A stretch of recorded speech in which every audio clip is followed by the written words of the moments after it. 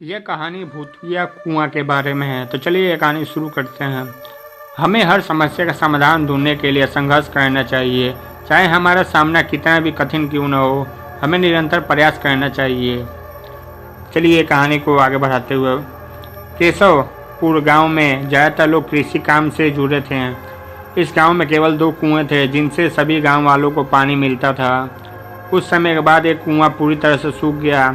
अब सभी गांव वाले एक ही कुएं पर निर्भर थे और उन्हें पानी की कमी का सामना करना पड़ रहा था। जब लोग कुएं से पानी भरने जाते तो वहां अजीब आवाज़ें सुनाई देती थी, जिसके कारण लोग डर जाते थे।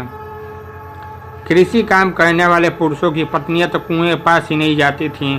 इसके परिणाम स्वरूप रात के समय किसी भी किसान के लिए कुएं के पास जाना बंद हो गया था। इस बीच गांव का एक बच्चा खो गया। लोगों ने बच्चे की खोज की में कई दिनों तक प्रयास किए, लेकिन बच्चा नहीं मिला।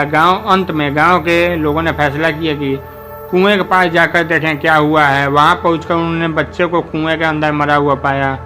कुएं के पानी में जाने के बाद उसकी जान चली गई थी। लोग हैरान थे कि ऐसा कैसे हुआ और वे इस समस्या का समाधान ढूंढने में लग गए।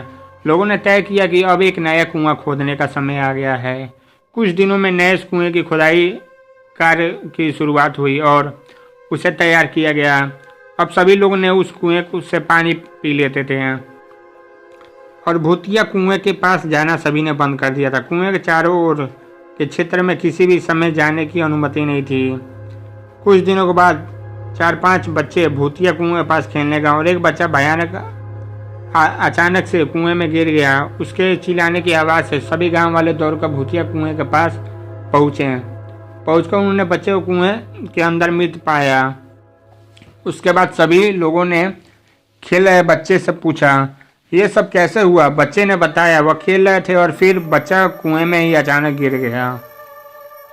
इस दुर्भाग्यवश घटना के बाद लोगों ने एक तांत्रिक को बुलाया जिसने कुएं के बारे में अध्ययन किया। वहां पहुंचकर तांत्रिक ने बहुत सारे मंत्र पढ़े, जिसे सुनकर भूत सबके सामने आ गया।